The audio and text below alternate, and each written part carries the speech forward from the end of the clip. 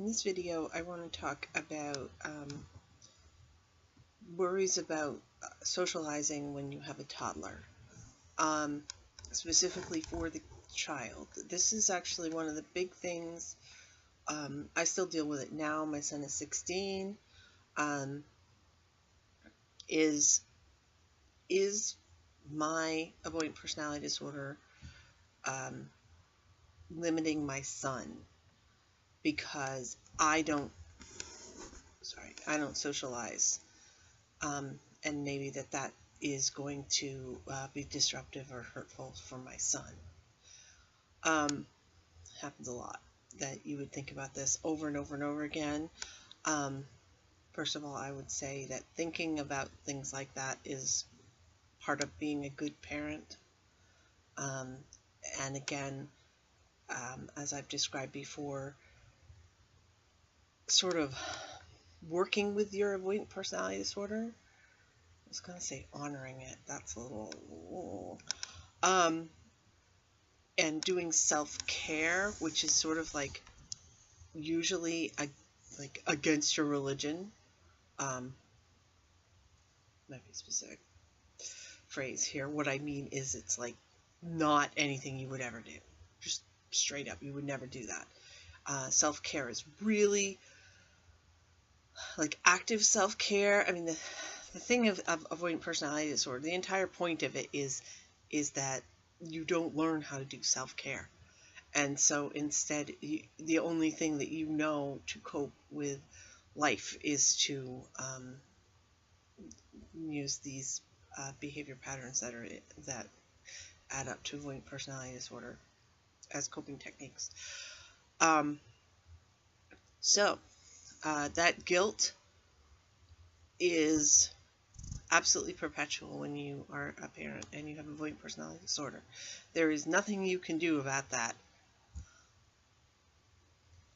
It's just part of the deal. But there are different strategies you can take for each age. Now, when they're a baby, again, you don't really worry about other people socializing. When they're an infant, it's your family members or friends and or their daycare providers, and that's basically it. Once they become toddlers, a little bit older, that's when you start seeing their personalities. They start to learn to talk, and then you're like, they have to interact with people. First of all, they don't. You know, there are other cultures in the world where families are isolated and they just see family members and that's it forever.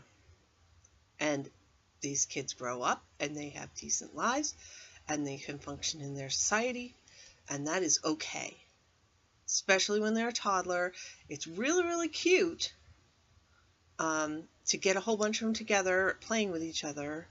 But play dates are for the parents, not the children. It's for the parents to get together and basically have bitch sessions and have friends, because they lose all their old friends because they're very boring because all they want to talk about is their kids. That is the point of a play date. It is not for the kid to play with another kid. That's just a fact. So you don't have to plan play dates and force play dates, especially when they're a toddler. It is really cute if you can see them hanging out with other kids. You will have them interact with other kids probably on playgrounds. Do you have to go to a playground? No. Will you probably end up at a playground? Yeah, a few times. I mean, my son, when he was little, and where I lived, there was like a real playground with it was a park less than a block away from where we lived. And we would go maybe once a month. And that was all right. Of course, it was in daycare, but whatever, who cares? You don't have to do that. You probably will be getting your kid outside more often, going for walks, etc. You will run into people. It'll be the same thing. People will, again, be more interested in your cute kid than they are with you, and that's fine. You can use your kid as a shield. That sounds evil, but that is the truth. Let everybody direct their information and their questions and their attention and everything toward your child. Of course, you've got to make sure the kid doesn't get overwhelmed. You can just go home. You've got a great excuse. Hey, my baby is like freaking out. It's time to leave. Fantastic. But you do not have to do any kind of socialization with a toddler at all. And even if you do, it's very short term. Like we're talking like 20 minutes. And it's only one-on-one. Again, the point of a quote-unquote play date is for the parents to make friends with somebody else. And you don't need to make friends. I mean, maybe you really want to, etc., but you don't need that stress. You know, you'd rather actually pick somebody that you have more in common with than a kid the same age. Then go for it. Don't waste your time on a play date. Another thing that probably be controversial,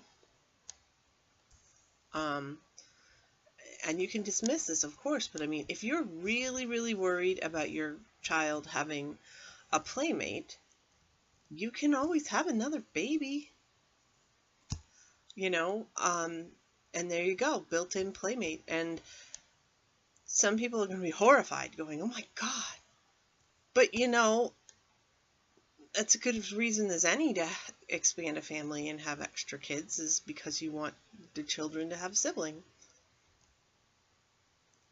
That's a good excuse. That's a good reason. You don't need an excuse to have a baby. But I mean, that would work. That would totally work. If you're worried about your kid not being able to socialize with another child because you are not, you just don't have the energy to deal with the parents, there you go.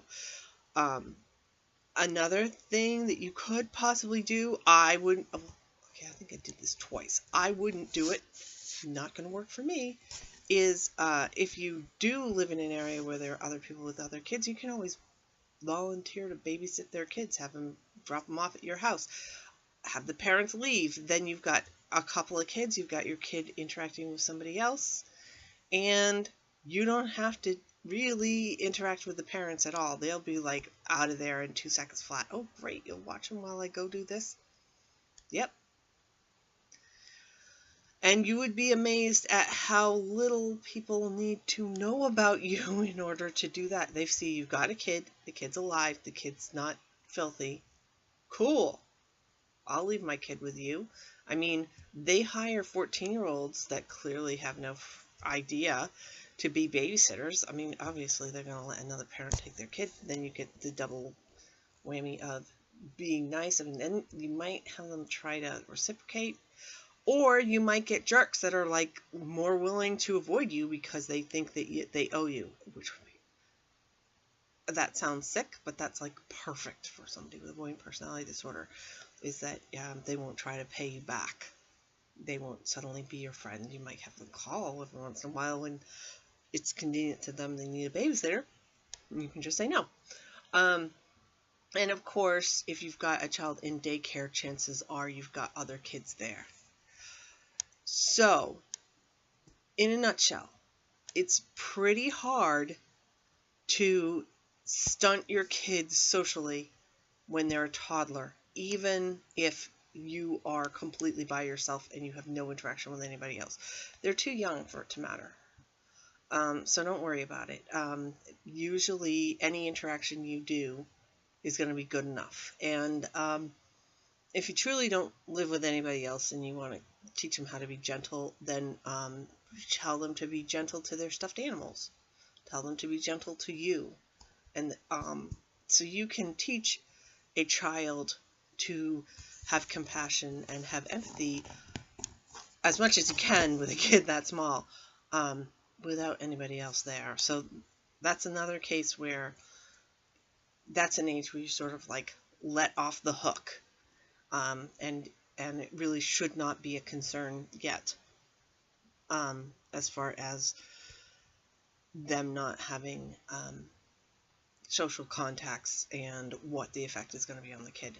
Toddler, you're all set. Whatever you do, it's going to be fine in the end.